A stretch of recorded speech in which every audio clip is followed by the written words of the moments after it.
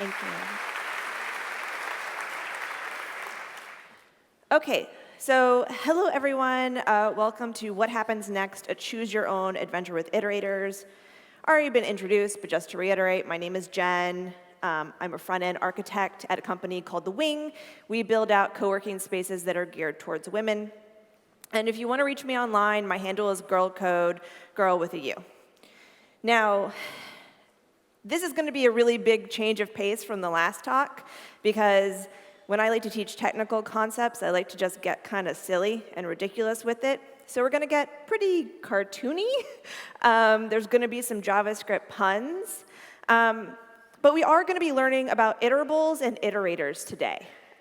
This is a topic that I started diving into because I just became really interested in some parts that use iterators and iterables in JavaScript. And these are new protocols in ES6. And as I dived into them, I realized that they're responsible for a lot of the things that I use every single day in my job. And then when I decided I wanted to create a talk about them, I tried to think of something fun to do with them. And I decided to do a Choose Your Own Adventure talk. So if you had a Choose Your Own Adventure book when you were a kid, you're familiar with this concept. It was a book where at different sections, you actually got to choose where you went next. And that's what you guys are going to get to do today. You're going to pick a couple of times which place we're going to go to next. And before we do that, we're just going to practice very quickly. Okay, so we have the beach and we have mountains. All right, what I want you guys to do is select one of these in your head, and then you're going to vote for one of them by raising your hand. That's how I'm going to be able to tell which one we're going to go to. All right, so if you want to go to the beach next, please raise your hand. Great, fantastic. Put your hands down. You did a wonderful job. If you want to go to the mountains next, please raise your hand. Okay, it's evenly split, and in that case, I'll just make the decision. But good test round, everyone. You raised your hands perfectly. Really helpful. Now, our adventure today starts with a planet called ECMA, because you are an intergalactic engineer, and you have a perplexing mystery to solve. Your ship, the SSH Code, has received a distress signal from a nearby planet called ECMA. Something is wrong. Our systems are in disarray. Help. You landed on the planet a few seconds ago, but before you can so much as look around, an ECMian. Thank goodness you're here, the ECMian yells out.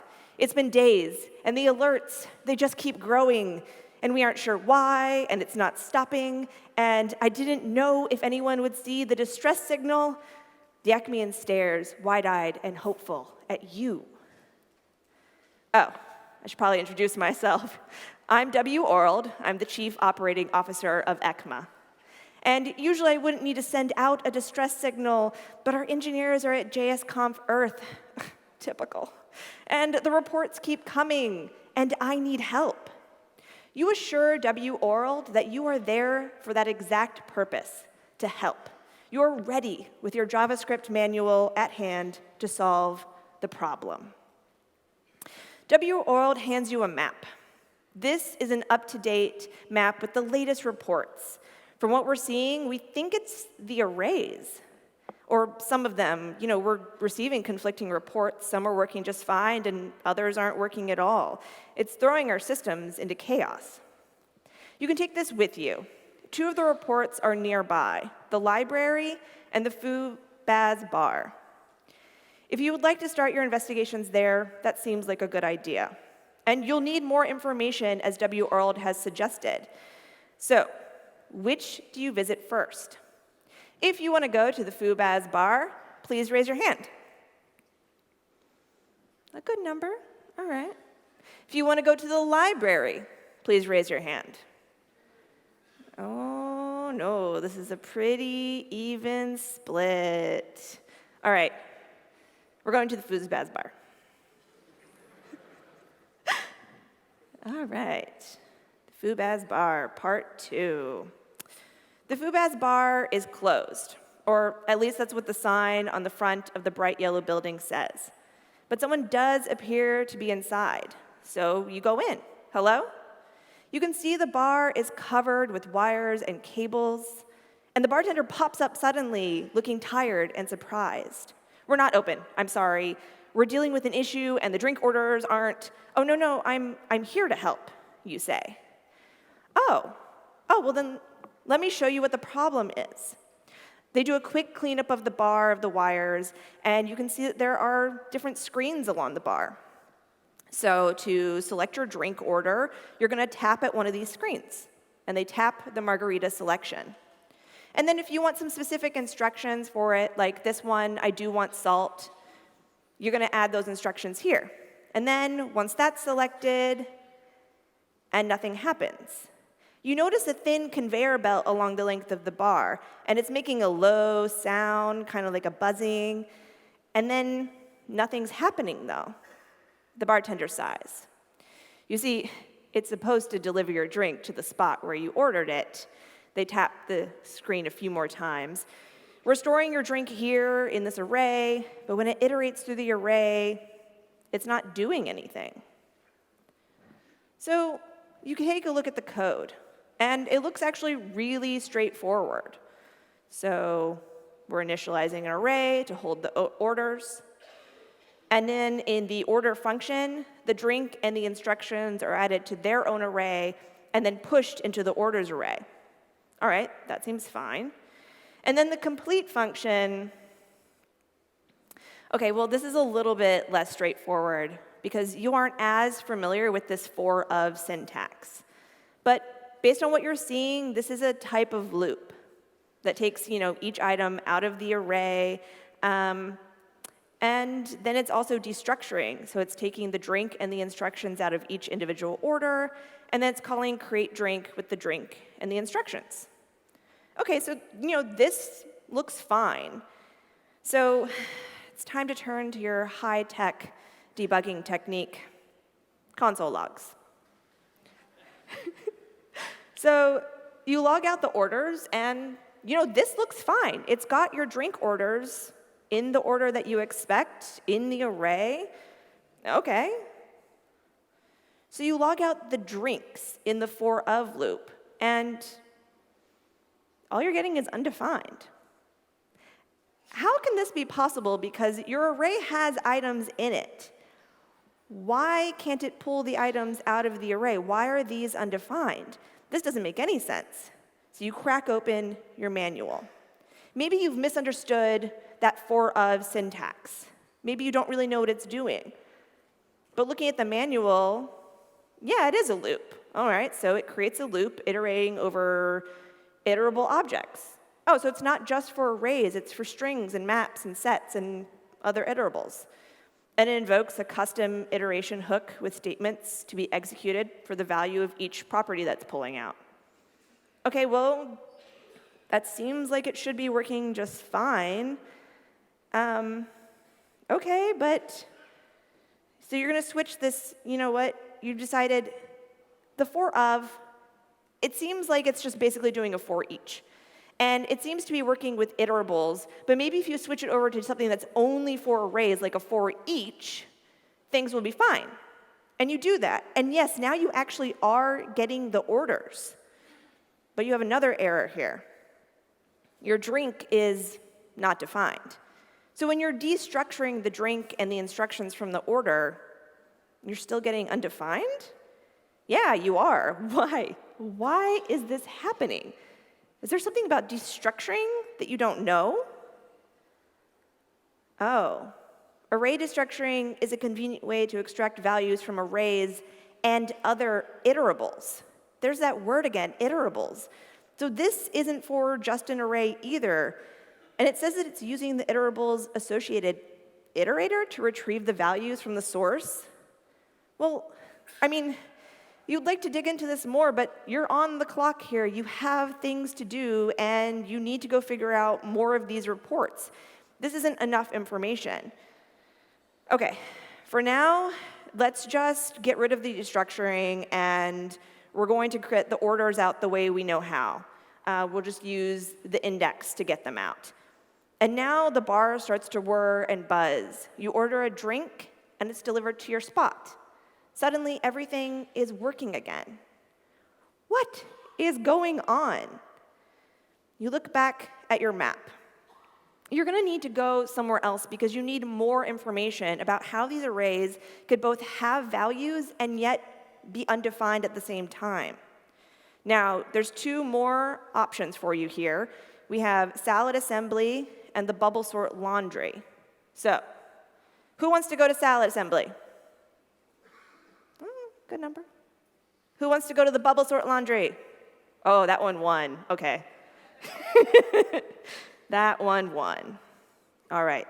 Part 3, the Bubblesort Laundry. The proprietor of the Bubblesort Laundry is very happy that you've arrived. It has been a nightmare. We can't figure out why our folding machine is broken. The errors keep saying the machine is empty. You walk past loud washing machines, swirling with bubbles and clothing. Here is where we sort the laundry into 3 batches. Darks, lights, and brights, explains the proprietor. A worker loads a large bin of clothing into a machine with 3 clear tubes at the top. At the press of a button, clothes shoot through the tubes. You can see here that the dark clothing is pushed along to this tube to the appropriate machine, and the same with the lights and the brights. More clothing shoots through the tubes. And once those are clean, the washing machines send them over to the folding machine. And that's where we combine them back into one load. But you can see here on the screen that it thinks there aren't any items in it. And it's true, the screen is flashing with an error message. So it's time to look at the code.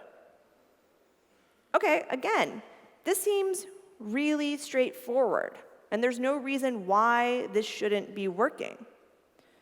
You have a fold function, and it's taking an array of items, and it's actually already using for each. So you know it's not the for of loop this time. And for each item, it's folding the item. Okay, that seems fine. And we're calling the fold function down here. And it looks like loads is an object with some keys on it, and you're pretty sure those are arrays, and that what we're doing here is that we're spreading out all the values in each individual array into a new, larger array. And that becomes the array that fold then iterates through and folds each item. So we're combining all those previous arrays into one now.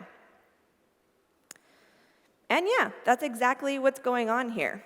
You console.log out every array from the loads object, and these are all fine. They have everything in them that they should. Okay, so where's the problem? Is it in the fold function? When you log out the items, now you can see it's an array of undefines. So for each item that should be in this array, it's all undefines. But how is this happening? Like, you know that these arrays are there. Maybe you've misunderstood something about the spread operator.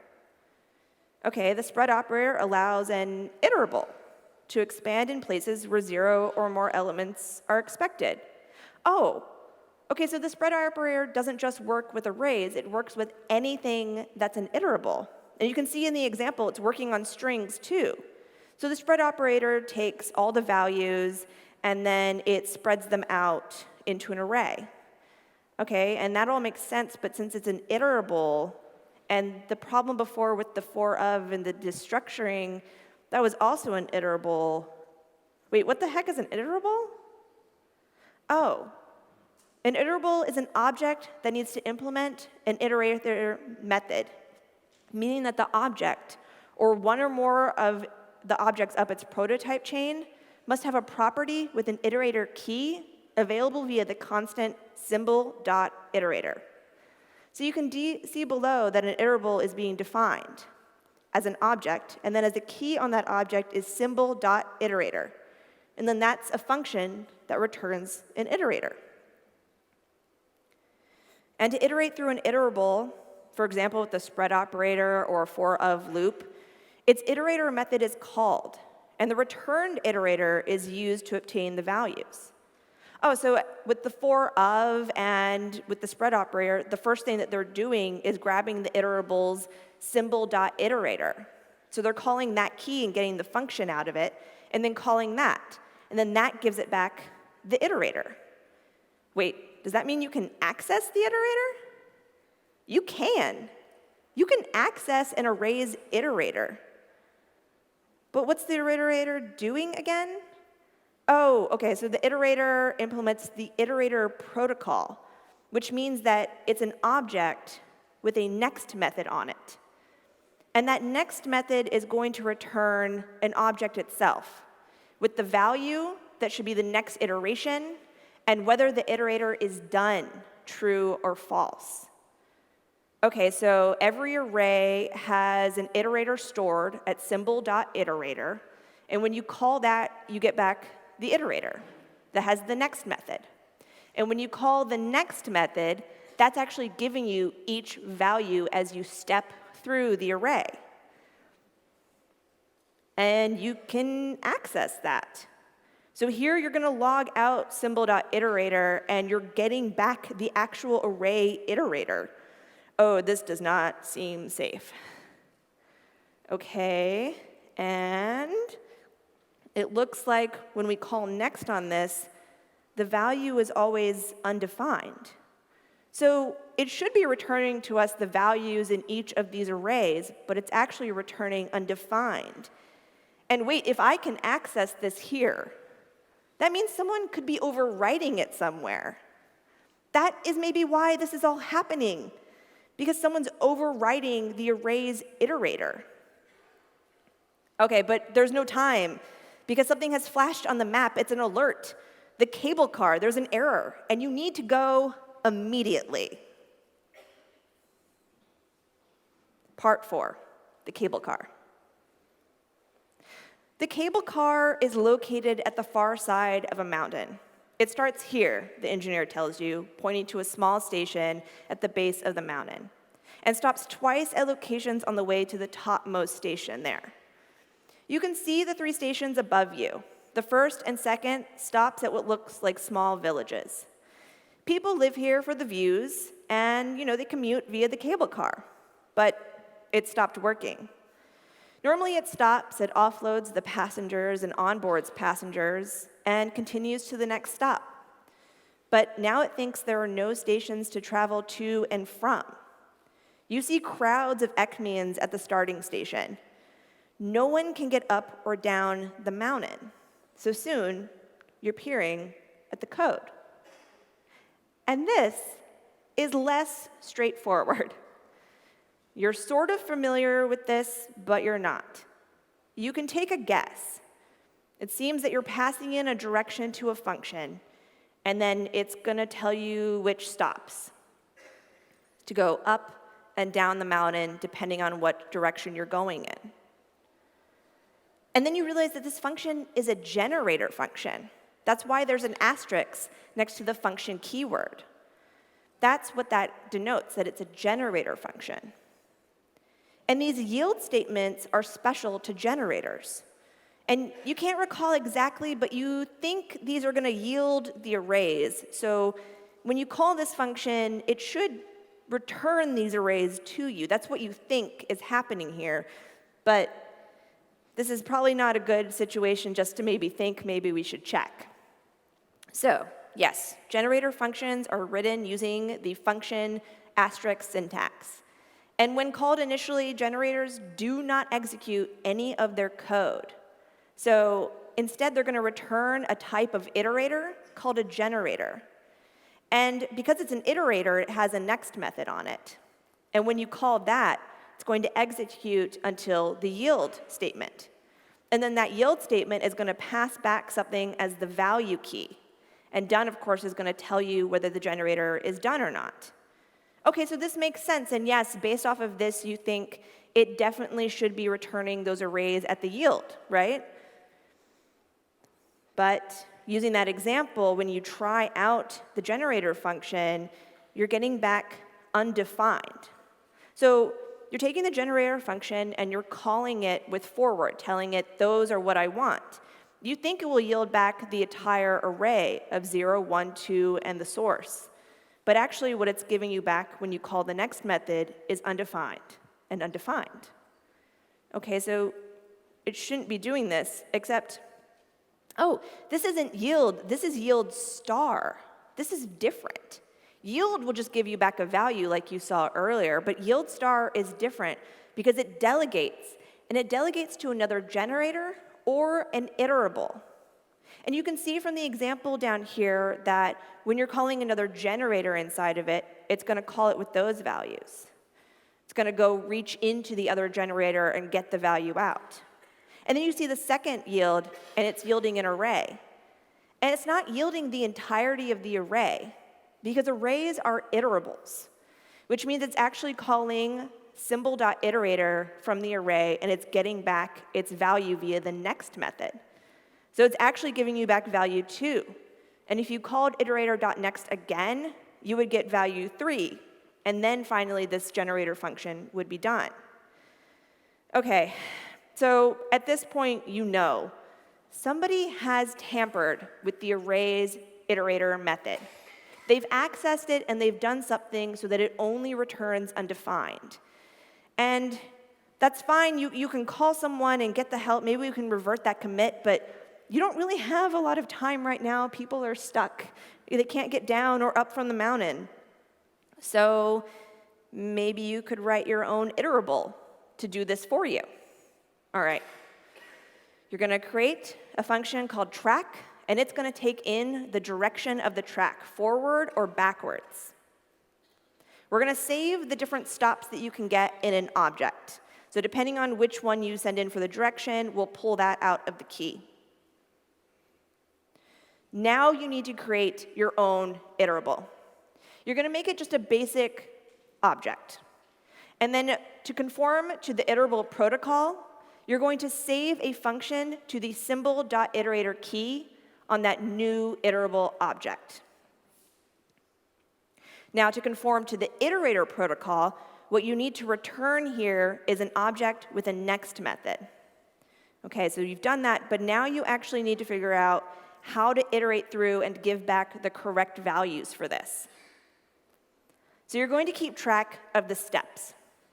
So initially, your step is 0.